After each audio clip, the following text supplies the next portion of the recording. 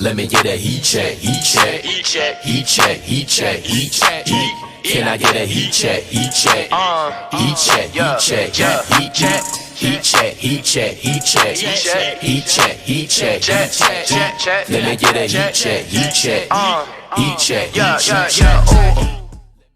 What's up, SML? Welcome back to Heat Check. We should have a slightly shorter episode for you this week. We don't have to worry about a hour and a half long experience here. It's just Bomber and I today. We got some interesting things to cover. It is Super Bowl night. We got Dookie, we got Dan. Should be a great game, even though the NFC has royally let us down. Today we'll be going over to the draft, doing some draft previews. We're going to be talking playoff recap, and then obviously at the end, giving our picks for the big game. So Bomber, what's going on, buddy? How are you today? I was trying to recover from that loss to Dan, but seeing him in the Super Bowl again makes me feel a little bit better about it because it looks like I'm going to get beat by the Super Bowl champ 3 straight years. I still can't talk about my playoff experience. I've barely looked at the group chat. It's a disaster. I'm just in depressed mode over here. It's bad. Yeah, I'm looking at it now, 15-10. That's an interesting way to go. You had to do it to me. This is miserable. All right, well, while we're talking about that, we might as well just go over the playoff games, and we'll start with the Colts and the Bills. So Prime finally gets his first playoff win, and it turns out to be his only playoff win, and it's against Noel. Well, it's baby steps, you know. Slow and steady wins the race. In a couple more seasons, maybe he'll be in the bowl again. So 36-19, he pretty much blew him out. This one wasn't really that close. Kind of what I expected. I wasn't thinking Noel was going to make a run or anything in this game. Yeah, Noel had been up and down this season. So you kind of thought, maybe Prime would end up getting in his own head if he started out slow. But, this one felt like one that you were pretty confident he was gonna get his first W. Yeah. And that's exactly what happened. Now, Noel did get Jameis Winston got a bump to superstar. So that'll help. So we'll see if next year maybe he can continue this and move in the right direction. The next game was Matt and Paulie. And this turned out to be a 1-point game, 24-23. Matt won on his way to a AFC Championship berth. Were you surprised by this one? I mean, I would say that I would be surprised, but I did say that Matt would be in the AFC Championship game in our last episode. So yeah, you did call that. Not surprised at all. Yeah, he has a tough offense to beat. When he gets rolling and he's just getting those chunk play. He doesn't even have to pass to get them. So it's tough. And Paulie's run D, we saw it most of the season, was pretty suspect. So definitely the first round I felt was pretty confident would be Matt. It was the ones after that was a little bit of a question, but he did exactly what I thought he'd do in round one. All right. And then the last AFC round 1 game was myself and Woods and the Browns. And I'll tell you what, I went into this game. I started this week. I had to go into work early every day, so there was no time to prep for the game. And I thought for sure this was going to be a terrible game for me because I play Woods close every time. It's either he blows me out or it's a close game. I never just run away with it. And first drive of the game, pick 6 to Landry. He runs it back. He's up 7-0, and all I'm thinking is I'm done. I had no time to prep for this, and it's just automatically going bad. I then rattled off 45 consecutive points unanswered, and it was just bad for him. He had Odell fumbled twice. I mean, it was one of those games where just nothing can go right, and after that start, I know it all too well.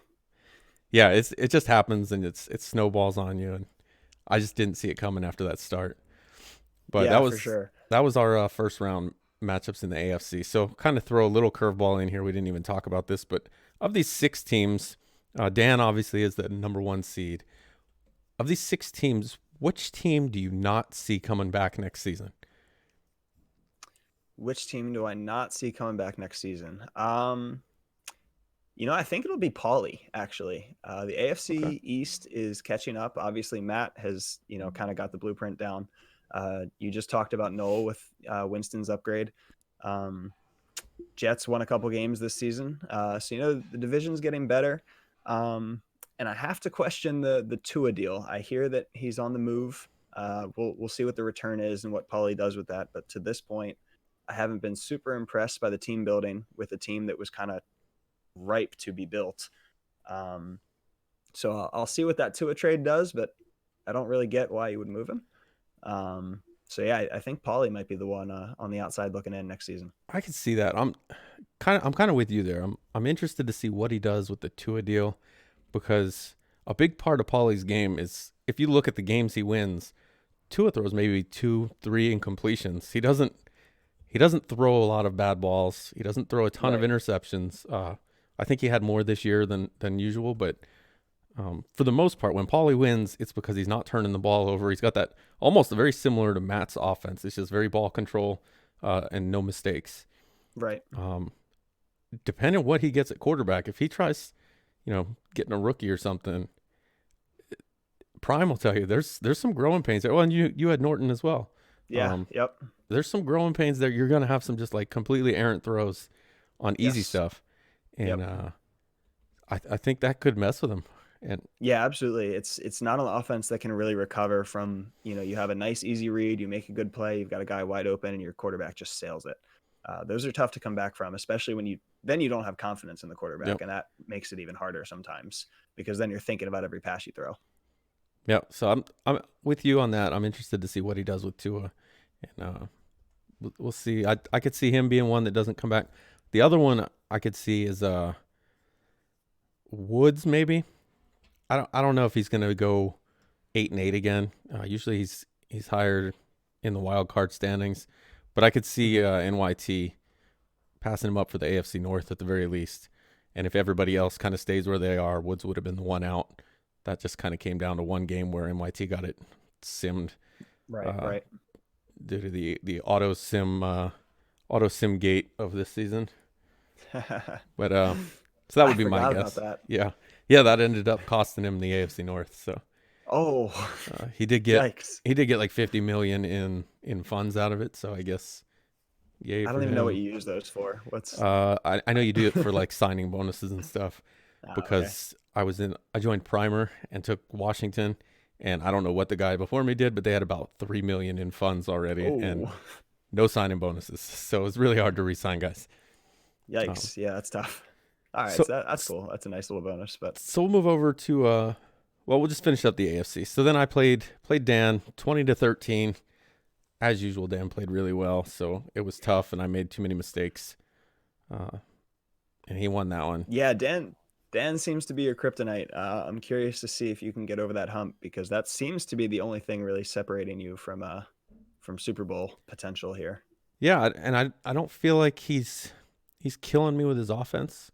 It's mostly his defense. And the first time we met, I think I beat him 6-3. So it's not exactly high Right. scoring games. 20-13 this game. It's he's just really efficient, and his defense is really good. He's got a lot of superstars on that defense too, Yeah. especially those two Yep. safeties. And then the other game was Matt upsetting Prime, 24-21. What a game that was.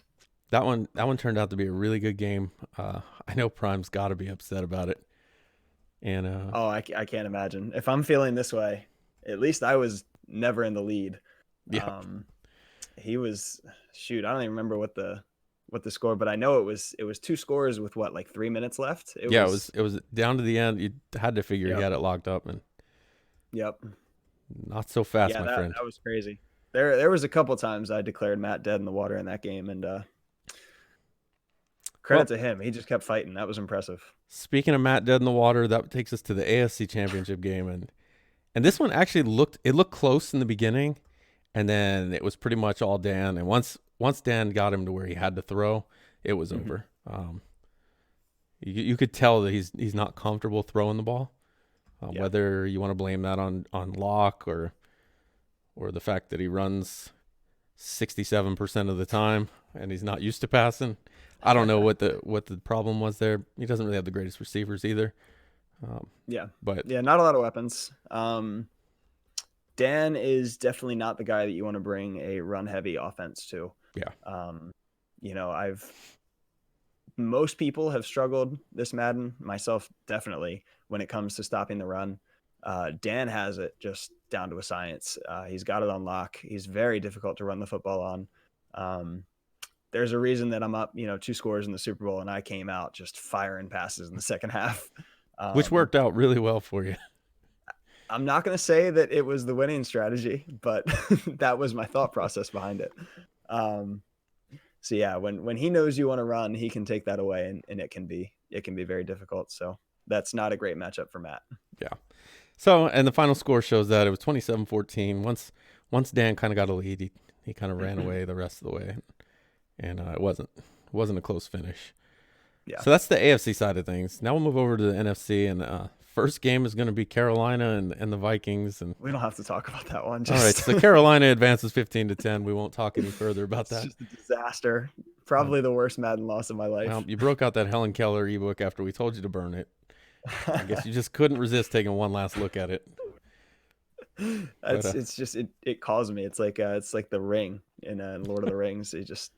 You hear it in the back of your head. Well, then we had Q and Rowan. Rowan finally gets into the playoffs this season after missing it last year, and Q quickly puts him back out of the playoffs. Rowan came out firing talking about, Q's been lucky this season, and that's why he's doing so well. And well, 31-10. I don't know if there was that much luck involved. Rowan juju'd himself. It was not a pretty sight. Yeah, he took a quick exit, and then Meats gets his first win of the season over Dump, and it comes in the wild card round. So, heck of a time to do it. Yep, all the beating up on Meats that Dump did towards the end of this season, it just kind of fell short this third game. I thought this was Dump's year. I'll be honest. I was shocked to see him go out in the first round. I really thought he was gonna make a run. Yeah, I thought he'd kind of figured it out with the run game, and yep. Then he puts up 17. So a tough break to take a first round exit there. Yep. So Meats moved on, and he played Q, and Q actually played really well again, beating him 39-26, and started to kind of look like that number one seed pick that I made my bold prediction for. Especially taking down Meats. I mean, he's a talented player. He has to stay away from the turnovers, which obviously we're about to get to. But when he's doing that, he is a very, very lethal offense. Yep. And you can see that. I mean, first two games, 31 points, 39 points. So he's definitely one of the higher scoring teams. Speaking of high scoring teams, then we had the Buccaneers take on the Panthers, and this wasn't really much of a game. 41-20. I think it was close for the first 10 seconds. And 41-20, not really a great showing for Royce. But Dookie advances. Should have just let me through. Just let the Dookie Slayer move on, and sadly he did not, and here we are. Yep. Way to go, Royce. You blew it. So then the NFC Championship game just played last night, in fact, because the NFC just loves taking their time on these playoffs, running it down to the last couple hours. Should have just played my game immediately if I knew it was going to be that bad. Yep. I was worried to play in less than ideal circumstances, so I played in ideal circumstances and it sucked. So I should have just... Yeah. So this game, Q came out, and he actually looked really good the first half, right up until there was about a minute and a half left, and then he handed the controller off to the wheelchair-bound, autistic, muscular dystrophy 4-year-old that he had sitting next to him, and quickly gave away his lead and any chance of winning the NFC. And then he must have taken the controller back because he made it close again in the fourth quarter.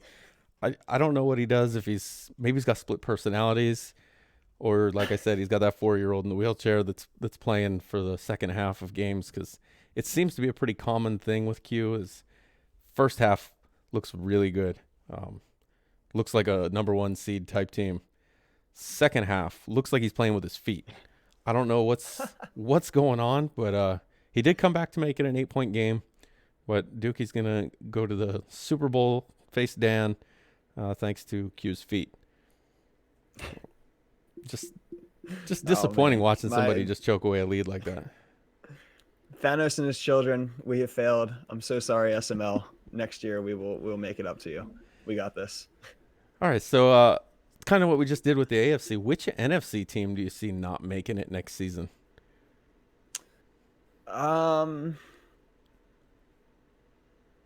It's interesting. The NFC has very few like fringe teams.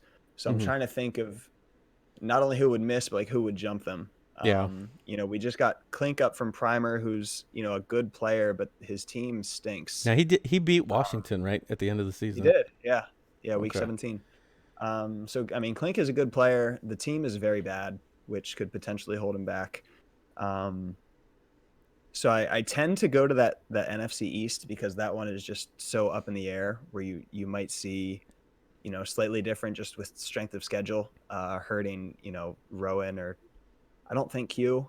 But if maybe like Grams or Clink can sneak in and steal a spot there, um, I might say Royce, because I believe he was the 7 seed. Yeah, he was the So 7.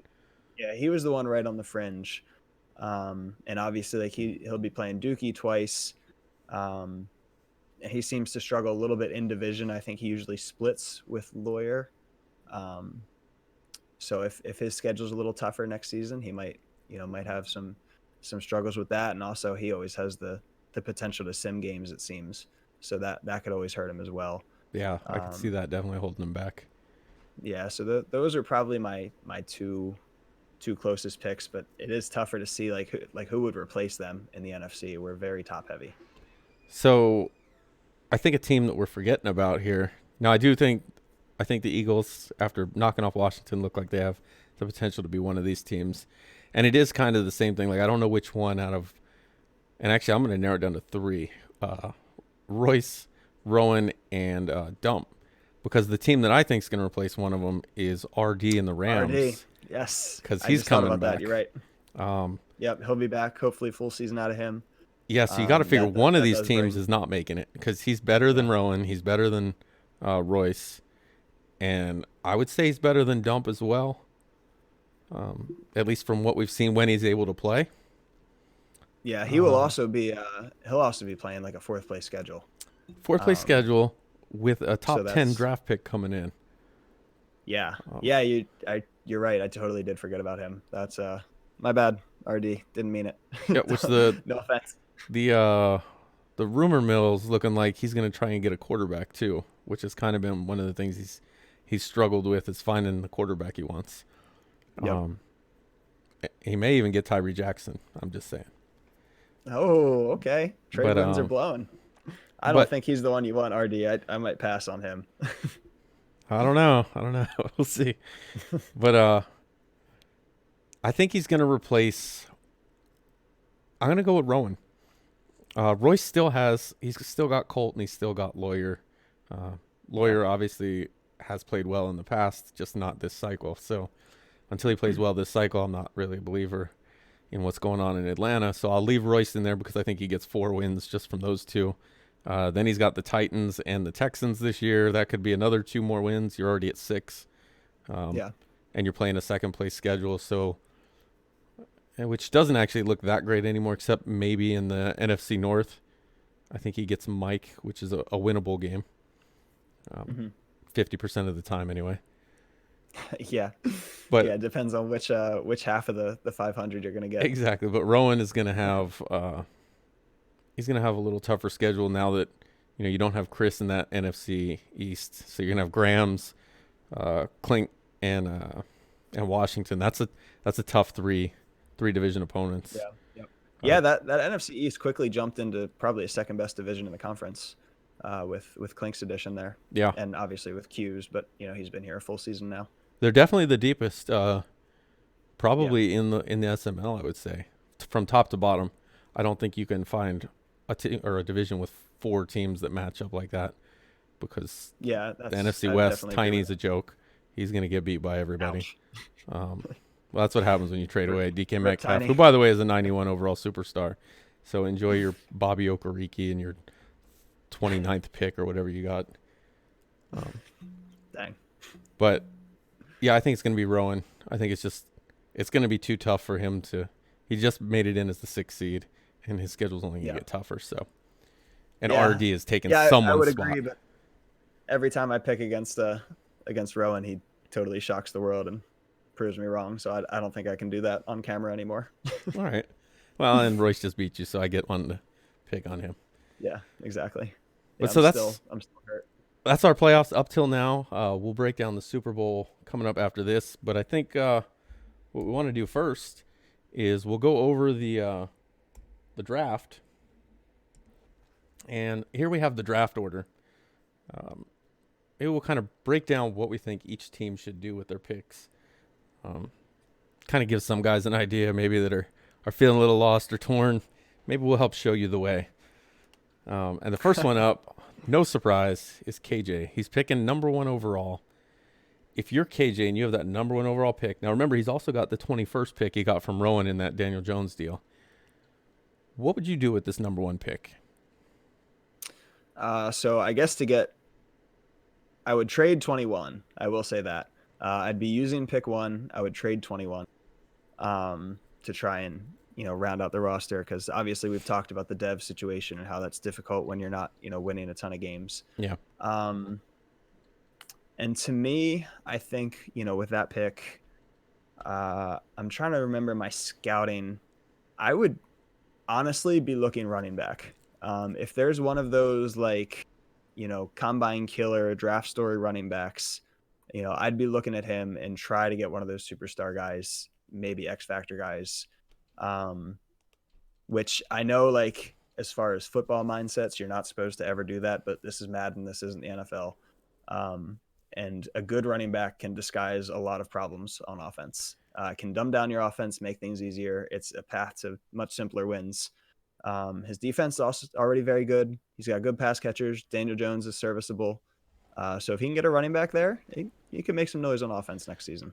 Yeah, I think quarterback is definitely not the move. You got to go with Daniel Jones at this point. And he did have like a 400-yard game with him. But where I'm going to say he should go, and he can, one of the 2 picks needs to go. You're going to get a lot more out of that number 1 pick if you trade it. And maybe that's what I would do, is trade the number 1 pick and pick at 21. Or maybe I trade them both. But somewhere out of these 2 picks, I think he needs to get a corner with some speed. You've got a lot of speed in that AFC North, which you're going to face. Six of your 16 games are going to be the AFC North. You've got John Ross on Cincinnati. You've got Beckham. You've got what's his name, Williams, I think, that Woods drafted. He's a receiver that's fast. Mm-hmm. And then you've got obviously Hollywood Brown and Duvernay, all the guys on the Ravens. And your top speed at corner, you've got an 86, an 88, another 88, and a 91. You're not going to be able to keep up with those guys. And I think speed is a huge deal this year. And just those receivers are just going to outrun you constantly. And so I would somehow, between those 2 picks, find a way to get me a solid fast corner. Yep. Because you can't, with an 86 speed as your top guy, that's your number 1 corner. The only one you got over 80 overall, and he's an 86 speed. That's definitely got to be better. Drafting corners is hard, but you got to find somebody with a good 40 speed there. And not only that, his top 3 are 29, 28, and 28. So they're all kind of pretty bad a little older, and they're going to slow down. And the top one is 5'9". So yikes. You're going to be hurting. I would definitely find a way to get a solid corner, like fast, high overall. And you got the draft capital to do it. Let's be real, you're not developing these guys, so might as well. It's true. Yep. So that's going to bring us to the Seahawks and Tiny. He picks second in the draft. He also picks 28. So our first 2 picks in the draft also pick in the 20s. So they can kind of get some stuff done. Tiny, I would probably get a receiver, but he's actually got decent receivers.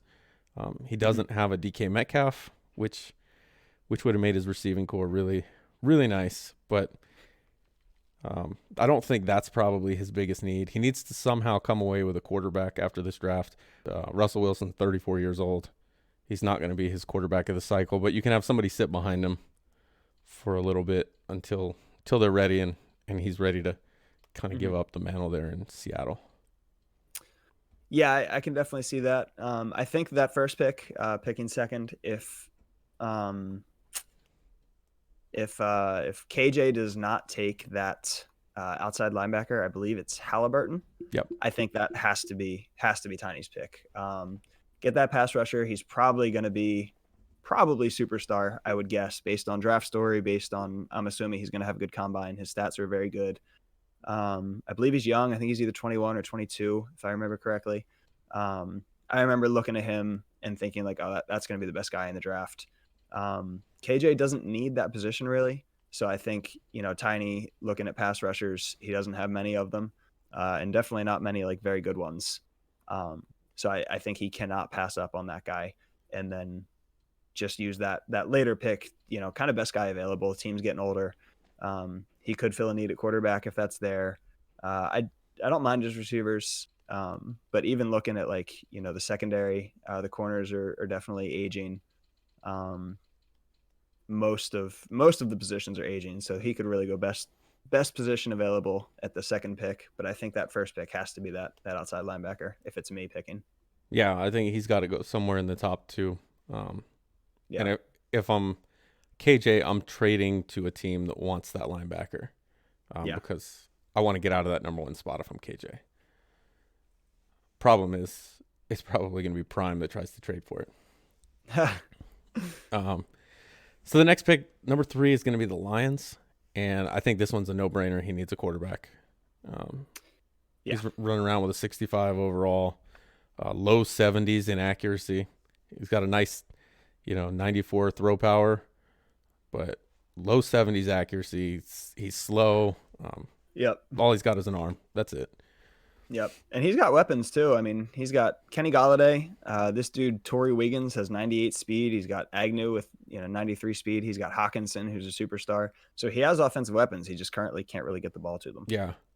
And Galladay, he's 29. Agnew's 28. Mm-hmm. Wiggins is a little younger, so that's nice. But you want to kind of get somebody in there that before you need to replace them, because you don't need to replace them right now. So he just needs a quarterback. I think that's pretty obvious. Yep. Then we have the Saints. Saints coming in with the 4 pick after almost making the playoffs last season, and I don't know. He keeps saying he wants a quarterback, but Minshew just hit superstar. So Did he really? Yeah. Did he get superstar with Gardner Minshew? Apparently, interceptions also count as completions or something. I don't know. Maybe the interception yards counted towards his yards. I have no idea. I'm dead. He actually did get superstar. Yeah, Inside I think he was Deadeye and conductor. Unbelievable. He was probably second in the league in interceptions. I think only behind Two-Step, and he gets superstar. So Madden Dev, baby, ain't nothing like it. Yeah, I don't know, but for him, I would probably stick to defense. He's actually got a fairly good defense, but maybe I would add I don't even know, maybe a corner or a safety, something in the secondary.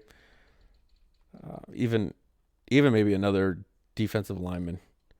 Because you got Cameron Jordan, he's 34, but he's still a 94. He's just going to be expensive, so maybe you replace him if there's something there.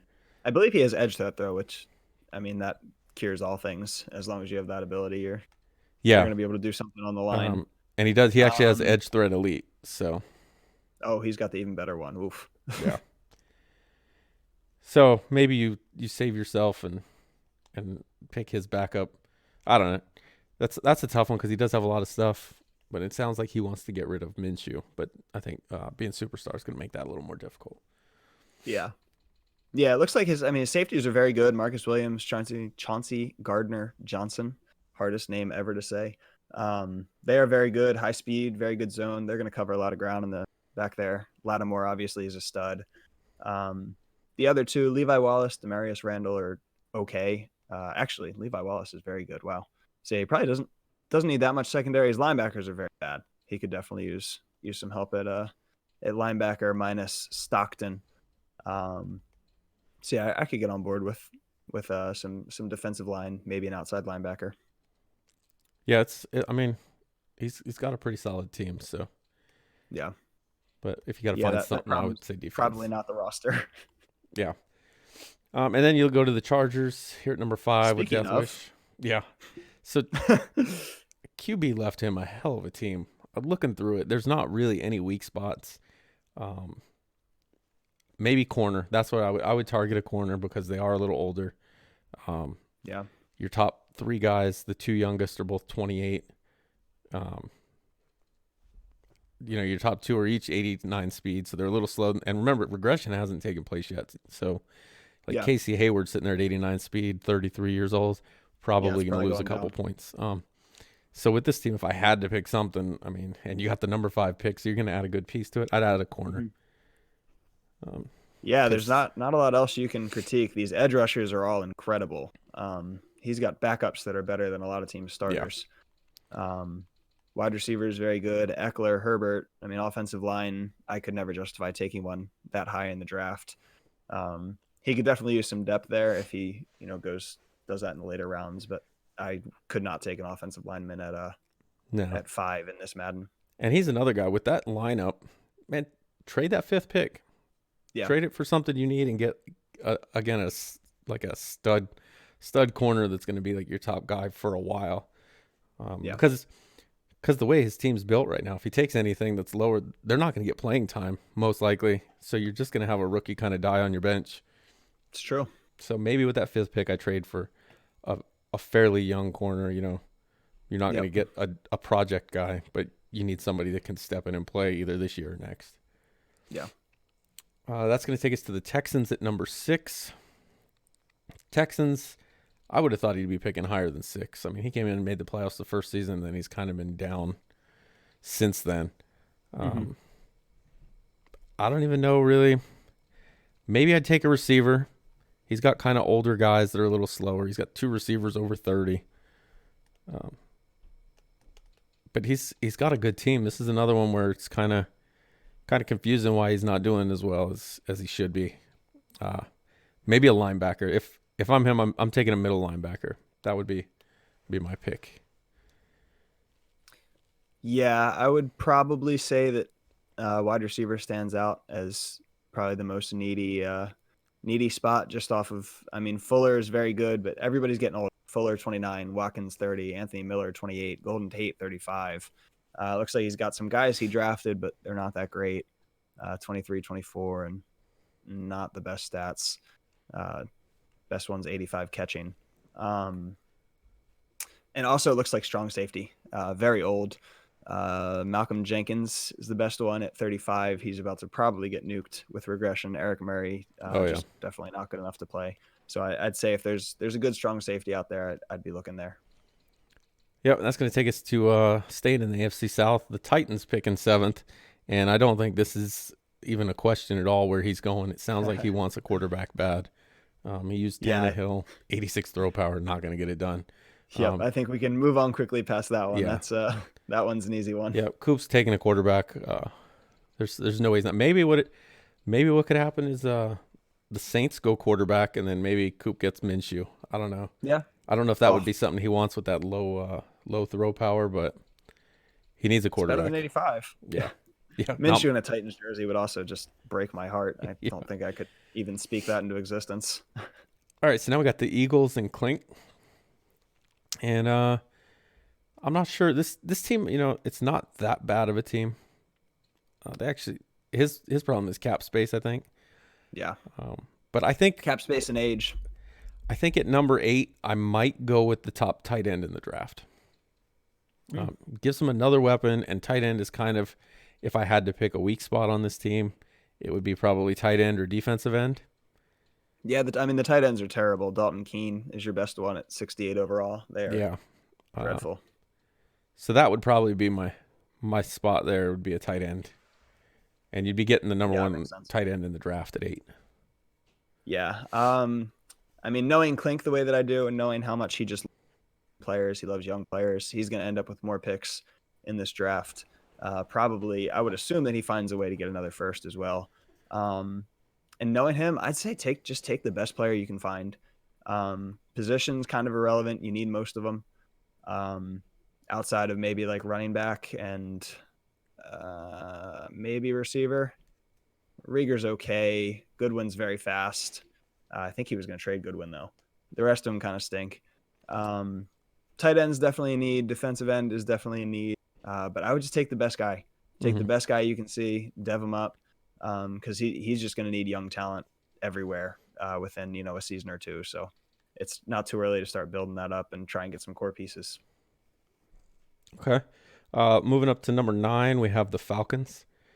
To me, this one's kind of a no-brainer as well. I think he's got to take a receiver.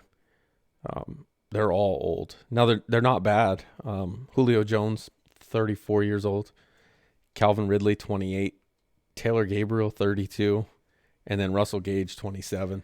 Russell Gage, 89 speed. He's not going to get any faster. But those other 3 guys could very well get slower or hell altogether retire. So I think receiver, especially picking at number 9, he could get a stud receiver there. Yeah. That's probably what I would do there. Yeah, I can see that. I would go secondary. These corners are pretty rough. You've only got one guy above an 80 coverage stats, which is 26-year-old Isaiah Oliver, 90 speed. I could definitely see corner on this team. Wide receiver, I get it because they're old, but these guys are still so good that regression's really not going to hurt much. Julio, even if he loses, 2 speed, the guy's route running is still threshold just about everywhere. He catches everything. Calvin Ridley, 94 speed. He could go down 2 points and still be very usable. So, I think he's okay on receiver for at least another season. Maybe he wants to get a guy in Devon. If he wants a target, maybe tight end. Tyler Eifert is slow as cheeks and 32. David Waters looks okay. Maybe running back, actually, if he's going to go offense. Yeah, I could see that. Yeah. All right, so then we have the Rams at number 10. Obviously, this is probably the highest he's going to pick all cycle. And looking at his team, I would consider trading out of this because you could trade that number 10 pick for another solid piece for your team, which is definitely built to win now. But if you're making the pick, I think, and it's probably a little high for it, but I'm going to take the best left guard or the best guard and make him a left guard, or best offensive lineman and make him my left guard, because his left guard is a 58 overall. That's the only left guard he's got. And I mean, he runs the hell out of Cam Akers. So you might as well give him somebody to block for him. Yeah, it's true. Yeah, I could definitely see that. There's not a lot of teams I would probably advise offensive line for, but this is definitely one of them. Because he's got a couple. He's probably using one of those right tackles at left tackle because his left tackle is pretty bad. So yeah, he could definitely use a guy, at least one guy on that line. AJ Can also stinks, so you could probably replace him. Yeah, for sure. Next up is the Bears at 11. Bears kind of could use a little bit of everything on offense, except maybe a quarterback. They seem good there and good at tight end. I think he might want a defensive end, though, because he doesn't really have great defensive ends. Yeah, that's where I'm going with the Bears. I'm going defensive end. Yeah, he's gonna need a Mac. I mean, he's been talking about moving Mac. I don't know if that's serious or if that's a joke. But he could definitely stand to get younger on the defensive side. He's going to have some important pieces hitting that regression area. Eddie Goldman's going to be getting there. Khalil Mack will be getting there. Some of the corners, Sherman, obviously. Even Eddie Jackson at free safety, 29. So, definitely I could see defense here. Defensive end, you can really never have enough of, it seems. So I could definitely get on board with that, or an outside linebacker. Yeah, and a lot of these teams they're picking, top half of the draft. If you've got more than one need, move that pick and fill multiple needs, especially if you're a team that doesn't plan on winning many games. Just load up on stars that you don't have to develop, that they're already able to play, and then go from there. Teams always fall in love with draft picks, and I get why. They're fun, they're exciting, you love the potential of what they can be. Like 75% of the time, you're going to be getting a normal dev 70 overall. Yep. And that's not going to do a whole lot for you if you're already picking that high as it is. Certain guys can get away with doing that. Dan is somebody off the top of my head that is consistently trading stars for picks. And then, he can use the stat thresholds to develop them and such. But, if you're not pulling that off consistently, it gets very difficult to develop players when you're starting them off at normal dev. And breakout games are hard this year. Yep. They don't come up often, and if they're on defense, they're near impossible.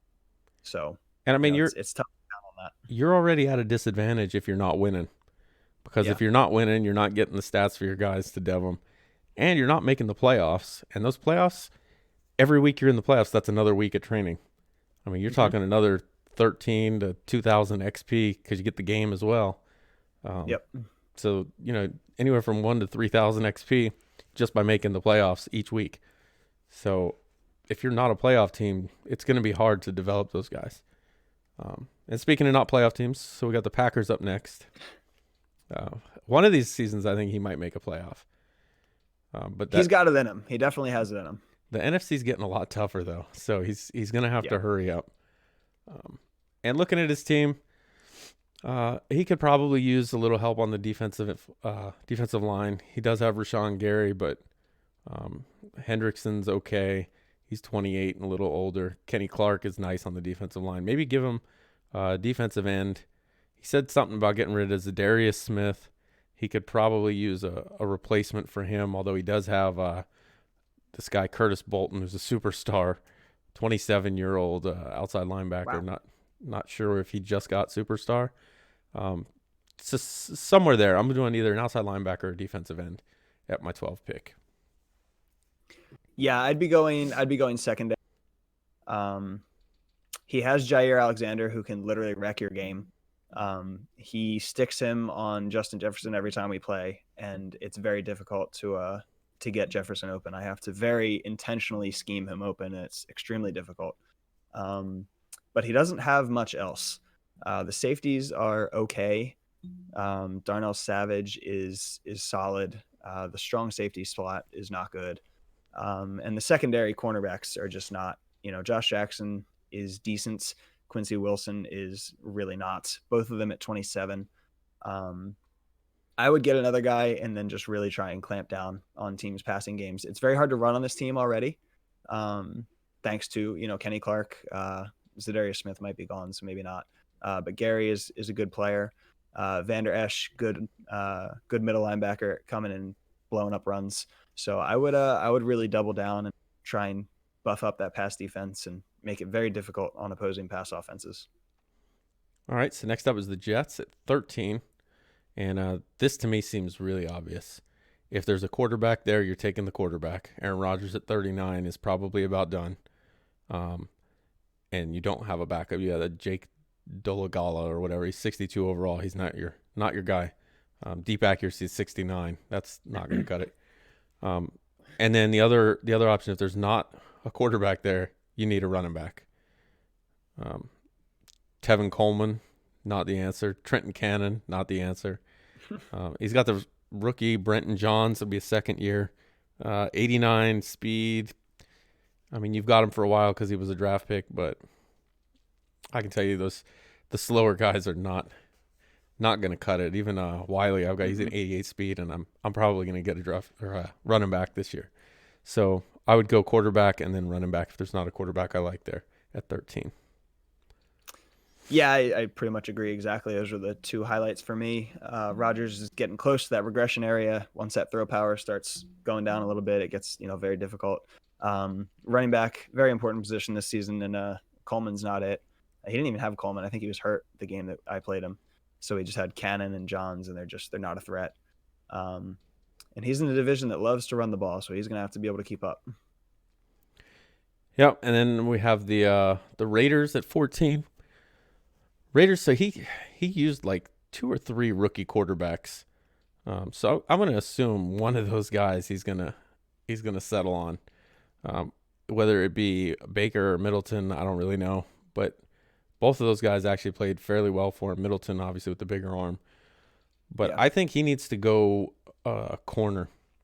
He's got 2 of his top 3 are 31 years old, so they're going to regress a little bit. Callahan, actually, 94 speed, which is nice, but he's 75 and 78 for man in zone coverage. And like I said, 31 years old. 31 years old on Roby Coleman. He's already an 88 speed. So I could see him going with a corner probably at the 14 pick. Yeah, secondary definitely feels like the move. Corners could use some help. And I see a bigger need even at safety. These safeties are old. They're regressing. Yeah. None of them have very good zone ratings. The best one is Earl Thomas, who has 85 speed, which is likely going down.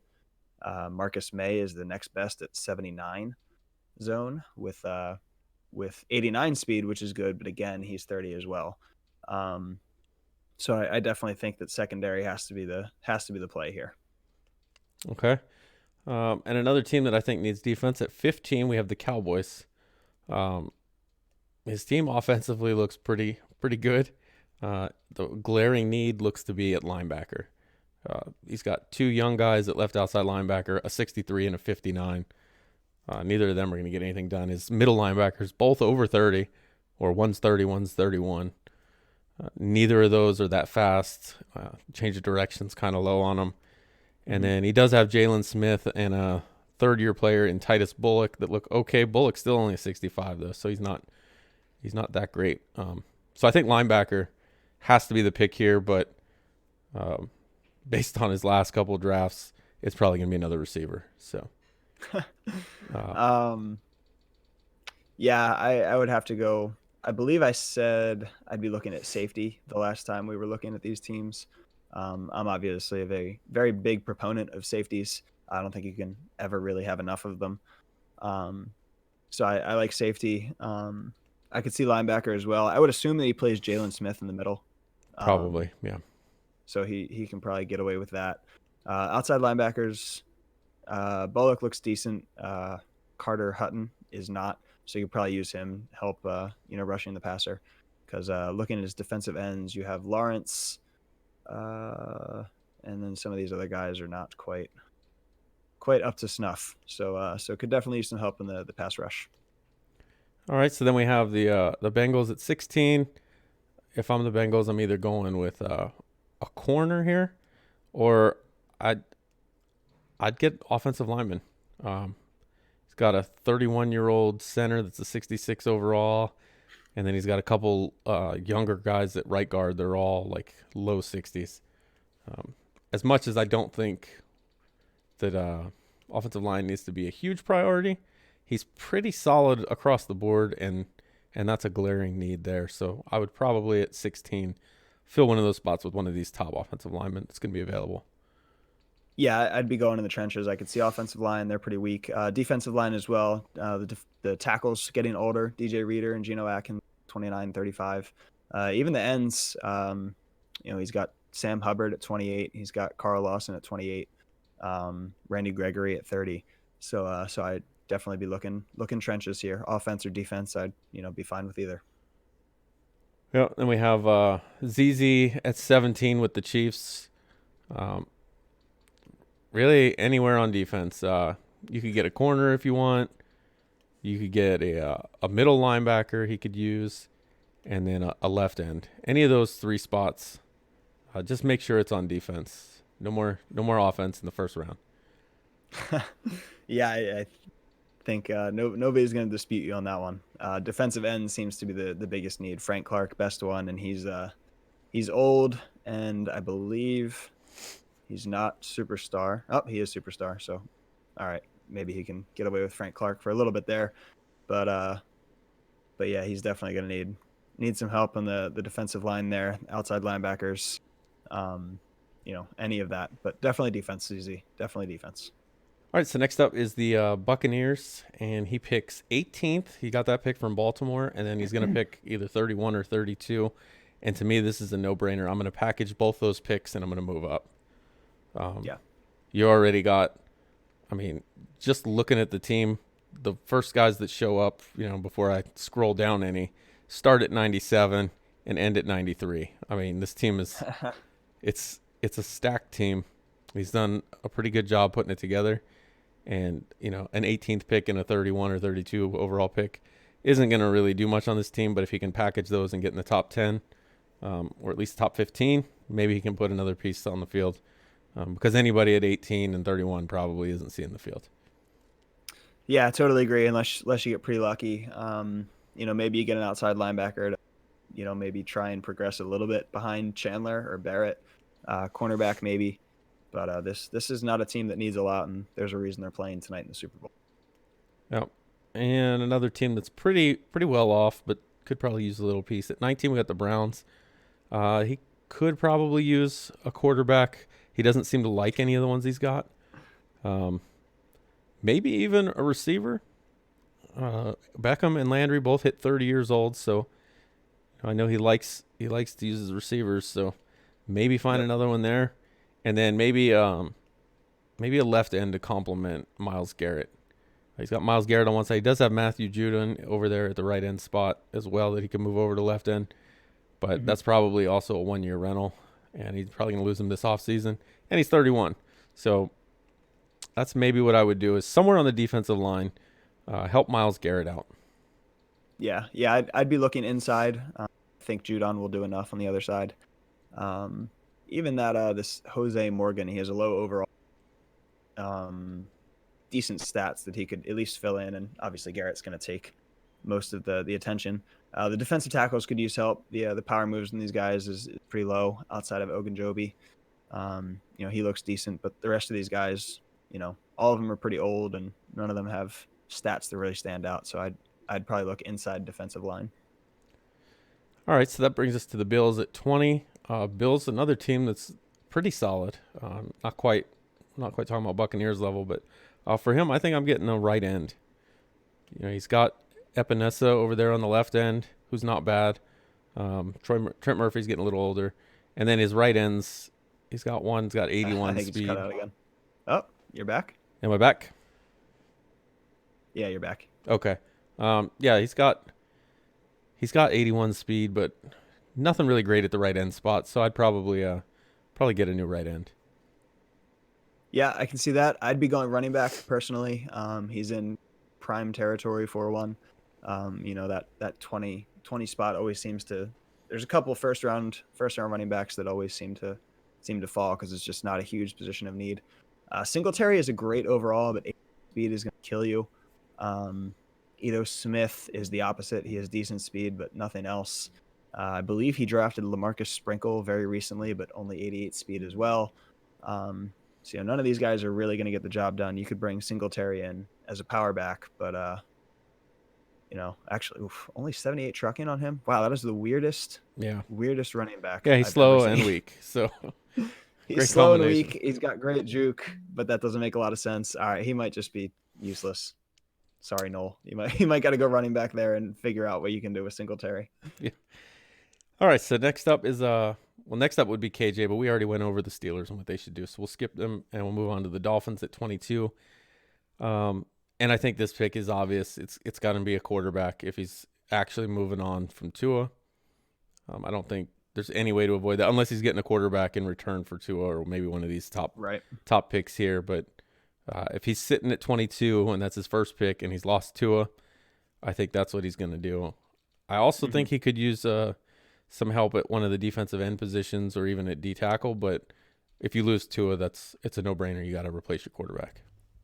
Yep, totally agree. Otherwise, I think that pass rush is gonna be important. Even if he can get somebody who can run stuff, he's gonna need that in his division.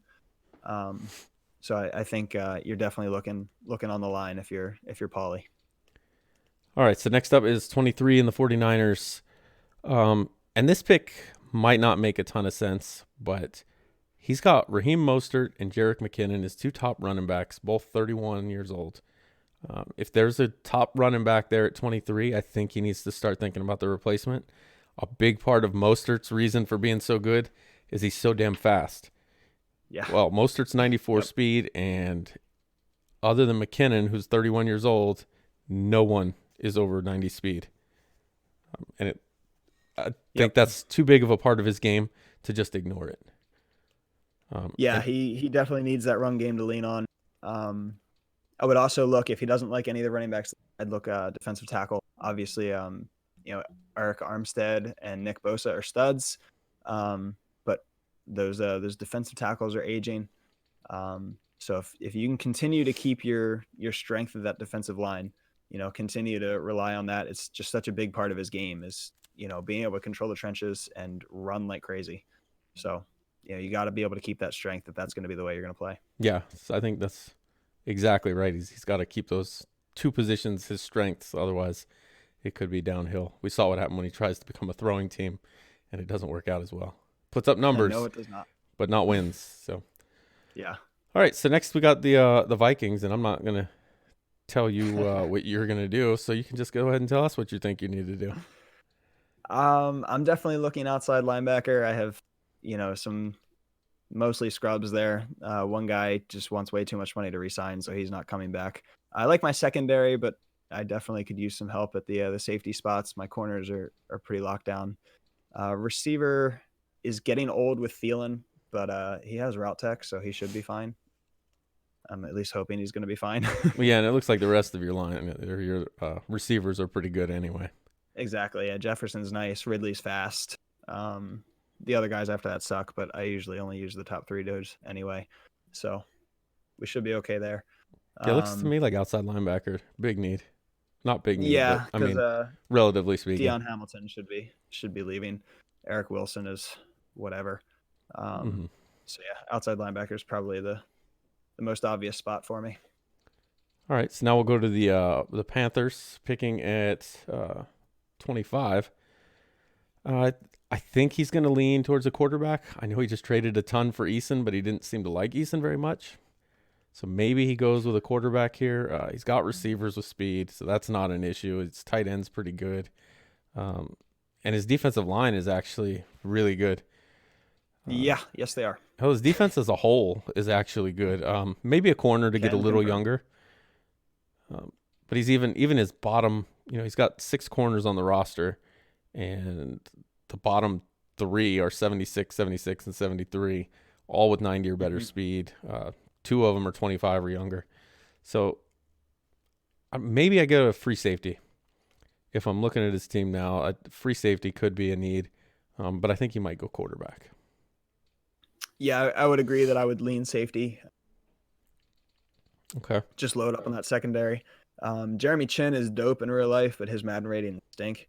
So, strong safety could probably be a play there. Boston should at least be good enough for another season if he doesn't like any of the free safeties, but I'd be looking at one of the safety slots. All right, then we have Meats at 26. And a lot of these teams down here, it's going to be probably best available. I mean, you're talking about playoff teams that you're almost drafting for luxury. So if I'm drafting for luxury here, maybe I take a receiver. He's got Hopkins, who's 31. He's a 99 overall, but Meats is a guy that likes to air the ball out. And I think he could use as many receivers as he can get his hands on. I could also see him going with a defensive end, though, because he doesn't really have any defensive ends or anybody on the defensive line that kind of stands out. Yeah, his defensive line really suffered with the Chandler Jones trade. So I could see that. I could also see running back. Meats might like to air it out. He's not nearly as good at it as he. And I think that I saw him say that Lindsey was on the block. He did say Lindsey was on 29. the block. I think he's going to try and lean a little more on Widmer here, this 91 speed guy with a 90 change of direction. Oh, he's a pretty recent draft pick, isn't he? Yeah, it was his pick last year. Okay. I think first Okay. round. So yeah, maybe not running back. Scratch that. Go back to the D line. Yeah. All right. So then, my team with the Jaguars, I'm not really sure what I'm doing with. I have 2 picks. I pick 27, and I pick whatever Dan's pick is, 32 or 31. I'm probably going to try to package those to move up a little bit, just to get a better player. Kind of leaning towards getting a running back to complement Wiley, even though Wiley just went to superstar. If I could get somebody with like a 93 speed or something like that, kind of like a little thunder and lightning type deal with those 2. Yeah, I wouldn't mind doing that. And then outside linebacker is always a need for me, it seems. I have Barr and Williams on the left side, but Barr's getting older. Williams, he's 27 too. He's not quite young. And then middle linebacker with Schobert. I haven't been a fan of his, but he's the best one I got, so I've been playing him. I do have Cameron Smart, who just won Defensive Rookie of the Year, though. 89 speed and 89 acceleration. So I'll probably go with him at middle linebacker if I can move Schobert. And then I'll probably pick up a corner because I'm trying to move Sidney Jones, mostly just to free up a little bit of cap space. But, yeah, I'm going to be picking probably best available just because after I get that running back with speed, I think I'm good. All right, so then we have the Seahawks picking 28. We just went over the Seahawks stuff already. Now we have Washington. They're going to be picking 29. And I think Washington's going to go for a receiver. He's he already kind of asked about D.D. Westbrook, so I'm thinking he's not too happy with his current receivers, or he just wants to add another good receiver. That defensive front seven is obviously really good with Ioannidis, Kerrigan, Chase Young, and then he's got Deron Payne, Jonathan Allen. I mean, his line with he's pretty loaded on defense. Believe it or not. He could go corner to get a little younger. Mm-hmm. Add somebody in there if there's a good corner there. Maybe the free safety spot because Jalen Mills is his top guy at 89 speed, 77 overall. But I think it's going to be a receiver. Yeah, I'd say receiver or running back. I don't think Melvin Gordon is the long-term answer. Receiver McLaurin is incredible. The other 2 or 3 are not really going to do anything for you. Yeah, Robinson seems okay, but he's not gonna scare anyone really. So I'd say receiver or running back if I'm Q. All right, so then we go to the Patriots and Matt. Now he complains about Locke a lot, but other than having a pretty high contract, which if you have a 90 overall quarterback, they're gonna make a lot of money. That's just the way it is. Yep. But you got 91 throw power, 84 short accuracy, and then 96 medium and 92 deep, and 91 throw under pressure. If you're not happy with Locke, I don't know if you're going to be happy with anybody. And we kind of touched on it. I don't think it's the players. It's the fact that you're only throwing 33% of the time.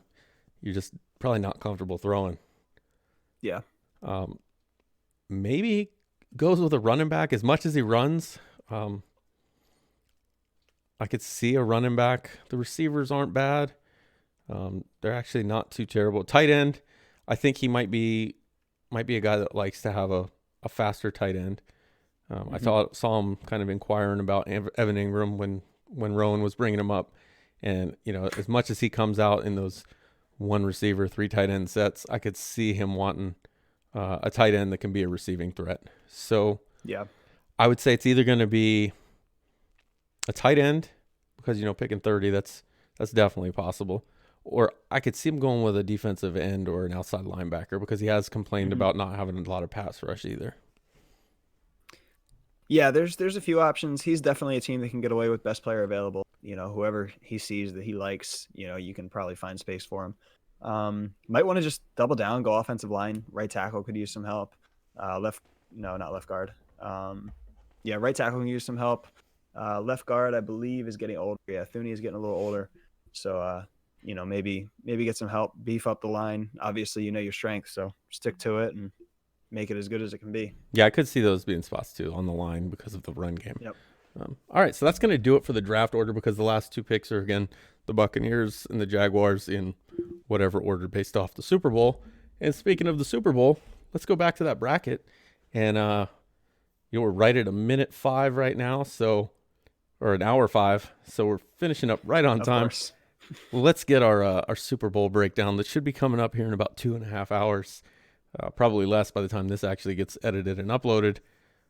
We have Dookie, number 1 seed in the NFC, taking on Dan, the number 1 seed in the AFC. How do you see this game going? This is going to be a good game. I'm excited to see the matchup. It's very interesting because Dookie has an offense that Dan can usually break down and beat pretty good. Dookie obviously likes to run the ball, which is not great against Dan. And his passing concepts are very, I don't even know what the word is, but they're, I guess I want to say common. They're very a lot of the plays that you see very often. Those deep posts, those deep crossers, the play action cancels. And Dan has always been very good at figuring those out and shutting them down. The big thing to watch is that Dan struggles against X Factor quarterbacks. He hates them. He complains about them all the time. They're his least favorite part of Madden. And Dookie just got an X Factor quarterback on the upgrades.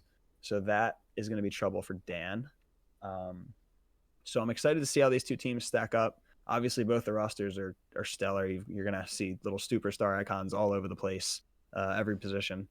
If I had to give a prediction, I'd pick Dan. I'm going to say it's going to be higher scoring than Dan's usual games. And obviously Dookie's on one side, so there's going to be points. I'm going to say Dan 35, Dookie 30. All right, 35-30, Dan. So it's funny you bring up that Dookie's passing game is what you would call the more common routes, more frequently seen routes. I think with trying to practice for Dookie's offense kind of goes in the favor of Dan here, because I think you can pretty much go on a lobby game and you can practice stopping those routes. So I think Dan's going to have an advantage there in that he can, if he wanted to, fire up, play now, hop in a game, and more than likely people are going to be throwing those routes, and you can get all the practice you want at stopping those.